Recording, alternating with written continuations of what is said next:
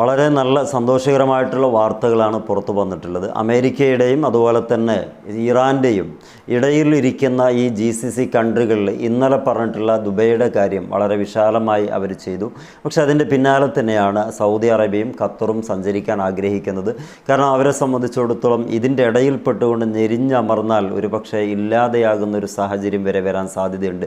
കാരണം ഇറാൻ കഴിഞ്ഞ ദിവസങ്ങളും മണിക്കൂറുകളിലൊക്കെ പറഞ്ഞുകൊണ്ടിരിക്കുന്നത് ഞങ്ങളെ ഏതെങ്കിലും അർത്ഥത്തിൽ പ്രകോപിപ്പിച്ചാൽ ഞങ്ങൾ ആ ലെവലിലേക്ക് വളരെ നന്നായിട്ടുള്ളൊരു യുദ്ധം ഓപ്പറേറ്റ് ചെയ്യും. പിന്നെ അതിൽ ആരൊക്കെയാണോ ഇതിനെതിരെ അഥവാ നമുക്കെതിരെ പോരാടാൻ തയ്യാറാകുന്നു, അവരുടെ ഭൂമി അല്ല ആകാശപാത ജലപാത വിട്ടുകൊടുക്കുന്നു, അവർക്കെതിരെയും ഞങ്ങൾ ലക്ഷ്യമാക്കുമെന്ന് പറയുമ്പം അവരെയും തകർക്കും എന്നുള്ള അർത്ഥശങ്കക്കിടമില്ലാതെ വാർത്ത അല്ലെങ്കിൽ അവരുടെ റിപ്പോർട്ട് പുറത്തു വന്നതും അതോടൊപ്പം തന്നെ വിരളി പിടിച്ചിട്ട് ഈ സൗദി അറേബ്യയും അതുപോലെ ഖത്തറും ഞങ്ങൾ തൽക്കാലം ഇറാൻ ബന്ധങ്ങൾ ഇറാനുമായിട്ടുള്ള ഈ ഒരു വലിയ യുദ്ധങ്ങളിലേക്ക് ഞങ്ങൾ തൽക്കാലം ഉണ്ടാവില്ല, ഞങ്ങളുടെ ഭൂമികയും അതുപോലെ തന്നെ അനുബന്ധ കാര്യങ്ങളും നിങ്ങൾ ഉപയോഗിക്കരുത്, നമ്മുടെ ബേസ്മെൻറ്റുകൾ ഉപയോഗിക്കരുത് എന്ന് സൗദി അറേബ്യയും അതേപോലെ തന്നെ ഖത്തറും പറയേണ്ടി വന്നു എന്നുള്ളതാണ് വസ്തുത.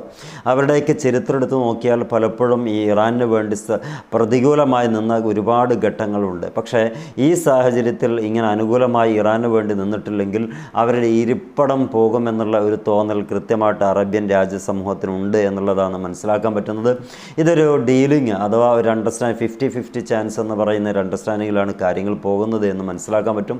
എന്താണെങ്കിലും പുതിയൊരു വാർത്തയെ സംബന്ധിച്ച് നമുക്ക് ഇത് കേൾക്കുമ്പോൾ ഒരു സ്വസ്ഥത ഉണ്ടെങ്കിൽ പോലും ഇതിൻ്റെ ആഴത്തിൽ പഠിക്കുമ്പം ഇതൊരു അഥവാ കണ്ണുപ്പൊടി ഇടുന്ന രൂപത്തിലുള്ള ഒരു അവസ്ഥയാണെന്ന് പലരും പറയുന്നുണ്ട്. കാരണം ഖത്തറിനെ സംബന്ധിച്ചിടത്തോളം ഇറാൻ എന്ന് പറയുന്നത് വലിയ ഉപകാരം ചെയ്ത് കിട്ടിയ രാജ്യമാണ്. അവരെ ഈ സൗദിയുടെ വലിയൊരു റമദാനിൽ വലിയൊരു ബഹിഷ്കരണം നടന്നപ്പം അവരെ എല്ലാ അർത്ഥത്തിലും സഹായിച്ചത് ഇറാനാണ്. അതുകൊണ്ട് ഇറാനെ കൈവിട്ട് കളിക്കുക എന്ന് പറയുന്നത് ഖത്തറിനെ സംബന്ധിച്ചിടത്തോളം അത്ര നല്ലതല്ല എന്നുള്ളത് മനസ്സിലാക്കാൻ പറ്റും. എന്നാൽ അമേരിക്കയുടെ കാര്യം ഖത്തറുമായിട്ട് എടുത്തു നോക്കുകയാണെങ്കിൽ ഏറ്റവും വലിയ ബേസ്മെൻറ്റ് മിഡിൽ ഈസ്റ്റിലുള്ളത് അൽ ഉദൈദാണ്. അത് ഖത്തറിലാണ് സ്ഥിതി ചെയ്തത്. അമേരിക്കയും ചൊടിപ്പിക്കാൻ പറ്റില്ല. അതിൻ്റെ ഇടയിൽ ഒരു അണ്ടർസ്റ്റാൻഡിങ്ങിൽ തന്നെയാണ് ഈ കാര്യങ്ങൾ തീരുമാനിച്ചതെന്ന് നമുക്ക് ഊഹിക്കാൻ പറ്റും. അതേപോലെ തന്നെ ഈ സൗദി അറേബ്യയുടെ കാര്യത്തിലും ഇങ്ങനെയൊക്കെ തന്നെയാണുള്ളത്. കാരണം അവർക്കും അമേരിക്കയും വിടാൻ പറ്റില്ല, ഇറാനെയും വിടാൻ പറ്റില്ല. UAEയുടെ അവസ്ഥ എന്താണോ അതേ അവസ്ഥയാണ് ഈ രണ്ട് രാജ്യങ്ങൾക്കുള്ളത്. അതുകൊണ്ട് UAE മുന്നേ നിലപാട് സ്വീകരിച്ചു. അതുകൊണ്ട് അപ്പുറത്തേക്കുള്ള തീരുമാനം അല്ലെങ്കിൽ അതേ തീരുമാനം ഇപ്പുറത്തേക്ക് എടുത്തു വെച്ചു എന്നുള്ളതേ പറയാൻ കഴിയുള്ളൂ.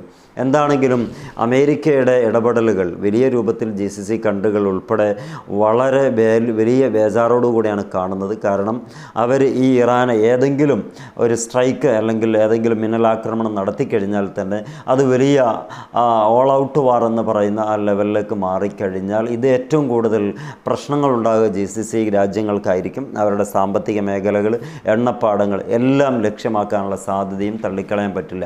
അതുകൊണ്ടൊക്കെയാകാം ഇങ്ങനെ മുന്നോട്ട് പോകുന്നതിനിടയ്ക്ക് കാര്യങ്ങളൊക്കെ അപ്രിയമാണെങ്കിൽ പോലും അതങ്ങനെ തന്നെ പറയാൻ ആഗ്രഹിക്കുന്നത്. ഇറാൻ്റെ നിലവിലുള്ള സാഹചര്യം എടുത്ത് നോക്കുകയാണെങ്കിൽ അവർ ഉടനെ എല്ലാ സമയത്തും പറഞ്ഞുകൊണ്ടിരിക്കുന്നത് നമുക്ക് നമ്മുടെ വലിയ ആളുകൾക്ക് അഥവാ ഒഫീഷ്യൽസ് ആയിട്ടുള്ള വലിയ ഹൈ ഗ്രേഡഡ് ആയിട്ടുള്ള ആളുകൾക്ക് എന്തെങ്കിലും അപകടം വരുത്തുകയോ ആയത്തുള്ള ഖാമനയെ ലക്ഷ്യമാക്കുകയോ ചെയ്തിട്ടുണ്ടെങ്കിൽ അതൊക്കെ ഞങ്ങളുടെ യുദ്ധം തുടങ്ങാനുള്ള ആ ഒരു അവസരമായി കാണുകയും അത് വളരെ നന്നായി ഉപയോഗപ്പെടുത്താൻ ഞങ്ങൾ നിൽക്കുകയും ചെയ്യും. അതേപോലെ തന്നെ ഇപ്പം വന്നിട്ടുള്ള ലിങ്കൻ അഥവാ അബ്രഹാം ലിങ്കൻ എന്ന് പറയുന്ന കപ്പൽ ഞങ്ങൾക്കൊരു പ്രശ്നവുമില്ല. കാരണം അബ്രഹാം ലിങ്കൻ എന്ന് പറയുന്നത് ഇതേപോലെ അൽ ഉദൈദ് ബേസ്മെൻറ്റ് പോലെയാണ് ഞങ്ങൾ കാണുന്നുള്ളൂ. കാരണം എവിടെയാണോ ഞങ്ങൾക്ക് ആക്രമണം നടത്തേണ്ടത് അതൊക്കെ കൃത്യമായി സ്കെച്ച് ചെയ്ത് കഴിഞ്ഞു. അതിൻ്റെ അപ്പുറം ഇപ്പുറം ഞങ്ങൾക്ക് ആലോചിക്കാനില്ല. എന്താണോ നമ്മൾ മരിക്കുകയാണെങ്കിലും നിങ്ങൾ കൂടെ പോരേണ്ടി വരും എന്നുള്ള ഒരൊറ്റ അചഞ്ചലമായിട്ടുള്ള തീരുമാനത്തിലാണ് ഇപ്പോൾ ഇറാൻ ഭരണകൂടവും അതുപോലെ തന്നെ അവിടുത്തെ മിലിറ്ററിയും നിൽക്കുന്നത്. IRGCയുടെ പ്രത്യേക പ്രസ്താവന വന്നു കഴിഞ്ഞു. അവർ പറയുന്നത് ഇത്രയേ ഉള്ളൂ: നമ്മുടെ രാജ്യം സുരക്ഷിതമായിരിക്കണം, നമ്മളുണ്ടായിരിക്കണം. ഇനി നമ്മളില്ലേ, നമ്മുടെ രാജ്യം മാത്രം ഇവിടെ ഉണ്ടായിട്ട് കാര്യമില്ല. അതുകൊണ്ട് ഒരു പാശ്ചാത്യ ശക്തിയെയും നമ്മുടെ രാജ്യത്തെ കാലുകുത്താൻ അനുവദിക്കില്ല, കൂടെ നിൽക്കാൻ നിങ്ങളൊക്കെ ഉണ്ടാകണമെന്നുള്ളത് ആ രാജ്യത്തെ പൗരന്മാരെ വിളിച്ചുകൊണ്ട് കാര്യം പറഞ്ഞപ്പം എല്ലാവരും ആർത്ത് ഉല്ലസിച്ചുകൊണ്ട് ഈ ആയത്തുള്ള ഖാമനയുടെ വാക്കിനെ സ്വാഗതം ചെയ്തിട്ടുണ്ട്. ഇത് തന്നെയാണ് അമേരിക്ക അത്ര കണ്ട് പേടിപ്പിക്കുന്നതും ഇസ്രായേലിനെ അത്ര കണ്ട് ചൊടിപ്പിക്കുന്നതും. അതുകൊണ്ടാണ് ഇത്ര ദിവസമായിട്ട് പോലും ഒരു ഓപ്പറേഷന് പോലും തയ്യാറാകാതെ ഈ തുമ്പി പറക്കുന്നത് പോലെ മുകളിൽ കൂടെ ഒന്ന് പറന്നിട്ട് തിരിച്ചു പോകുന്നത്. അതുതന്നെയാണ് ഒരു ലെവലിൽ വെച്ചിട്ടാണ് പറക്കുന്നുള്ളൂ. ഡ്രോണുകൾ കഴിഞ്ഞ ദിവസം ഇറാൻ്റെ പല ഭാഗങ്ങളിൽ കണ്ടു എന്ന് പറഞ്ഞിട്ടും ആ ഡ്രോണുകളെ പിന്നെ അപ്രത്യക്ഷമാക്കാൻ ഇറാൻ വലിയ രൂപത്തിലൊന്നും ഇടപെടേണ്ടി വന്നിട്ടില്ല. ചെറുങ്ങനെ ഒന്ന് ആ മെസ്സേജ് പോകേണ്ട താമസം ഞങ്ങൾ വീഴ്ത്തിക്കളയുമെന്ന് പറയുമ്പോഴേക്ക് അതങ്ങനെ തന്നെ പോയി എന്ന് പറയുമ്പോൾ വ്യക്തമായിട്ടുള്ള ഒരു മോണിറ്ററിങ് ഇറാൻ്റെ ഭാഗത്ത് നടന്നുകൊണ്ടിരിക്കുന്നുണ്ട്.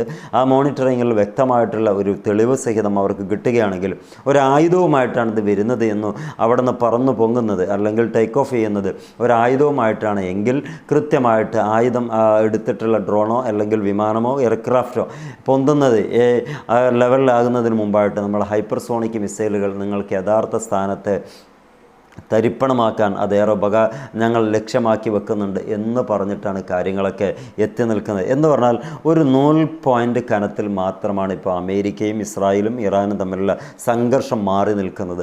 അതല്ല എങ്കിൽ ഇപ്പോഴേ ആ സംഘർഷത്തിന് ആക്കം കൂട്ടി വരികയാണ്.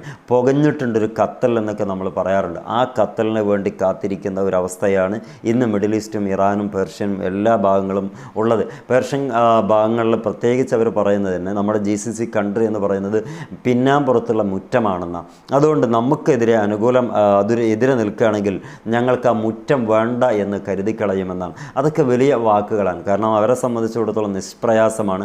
അവരുടെ ടെക്നോളജിയും മിസൈൽ സംവിധാനങ്ങളും എല്ലാം കൊണ്ടും ഇറാൻ വലിയ രൂപത്തിൽ വികസിച്ചിട്ടുണ്ട്. അതുകൊണ്ട് തന്നെ ആ വാക്കിന് വലിയ വില കൊടുക്കാൻ സൗദിയും അതേപോലെ തന്നെ ഖത്തറും മുന്നോട്ട് വരുന്ന കാഴ്ചയാണ് നമ്മൾ കണ്ടത്.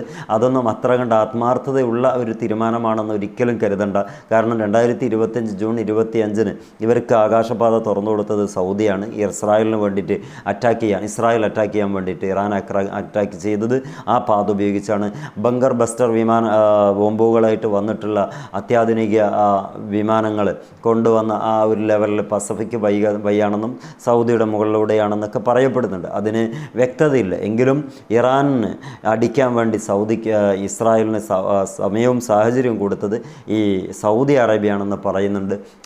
അത് വലിയ രൂപത്തിൽ ഇറാനെ ചൊടിപ്പിച്ച കാര്യമാണ്. അപ്പോൾ ഒരു അവസരം കിട്ടിക്കഴിഞ്ഞാൽ ഇതൊരു അവസരമായി കണക്കാക്കി വലിയ രൂപത്തിൽ സൗദിയെ തകർക്കാൻ വേണ്ടി ഇറാൻ വരുമെന്നുള്ള വലിയ ഒരു കിംവദന്തി പ്രചരിക്കുന്നുണ്ട്. എന്താണെങ്കിലും വരാനിരിക്കുന്നത് വഴിയിൽ തങ്ങില്ല. പക്ഷേ നമ്മുടെ കർമ്മഫലം ആയി മാറാതിരിക്കാൻ വേണ്ടി എപ്പോഴും അത് ശ്രദ്ധിക്കേണ്ടത് തന്നെയാണ്. ഈ സൗദിയിലും അതുപോലെ തന്നെ ദുബൈയിലും ഖത്തറിലൊക്കെ ഉള്ള പ്രവാസികൾ നമ്മുടേതായ കാര്യങ്ങളിൽ ഒന്നുകൂടി അടുക്കും ചിട്ടയിൽ കൊണ്ടുവരൽ നന്നായിരിക്കും. അല്ല എങ്കിൽ ഒരു യുദ്ധം പൊട്ടിപ്പുറപ്പെട്ടിട്ട് വിമാന ടിക്കറ്റ് അങ്ങനെയുള്ള കാര്യങ്ങളൊന്നും അല്ല ആലോചിക്കേണ്ടത്. നമ്മൾ എന്ന് പറയുന്ന ആളുകൾക്ക് ദുആ എന്ന് പറയുന്നത് വലിയൊരു ആയുധമാണ്. യുദ്ധം പൊട്ടിപ്പുറപ്പെടാതെ ഇരിക്കാൻ വേണ്ടി എല്ലാവരും പ്രാർത്ഥിക്കുക. കാരണം അത് ചെയ്യുന്നവനിക്കും ചെയ്യപ്പെടുന്നവനിക്കൊന്നും ഒരു ലെവലും കൺട്രോളും ഉണ്ടാവില്ല. കാര്യമായി അവർക്കുള്ള ടാർഗറ്റ് മനുഷ്യന്മാരെന്ന് പറയുന്നത് കൊതുകിൻ്റെ വില പോലും കിട്ടില്ല. അവരുടെ വിജയമാണ് അവർക്ക് മുമ്പിൽ ഉണ്ടാവുള്ളൂ. അതിൻ്റെ ഇടയിൽ ചതങ്ങി അരഞ്ഞ് തീർന്നു പോകുന്നത് സാധുജനങ്ങളായിരിക്കും. അതുകൊണ്ട് യുദ്ധം അപകടമാണ്. നമ്മളിങ്ങനെ കഥകൾ പറയുന്ന കൂട്ടത്തിൽ ഏറ്റവും കൂടുതൽ നമ്മൾ പ്രത്യാശിക്കേണ്ടത് യുദ്ധമില്ലാത്തൊരു അന്തരീക്ഷമാണ്. യുദ്ധം ഒരിക്കലും മാനവലോകത്തിന് ഗുണം ചെയ്തിട്ടില്ലെന്ന് മനസ്സിലാക്കുക.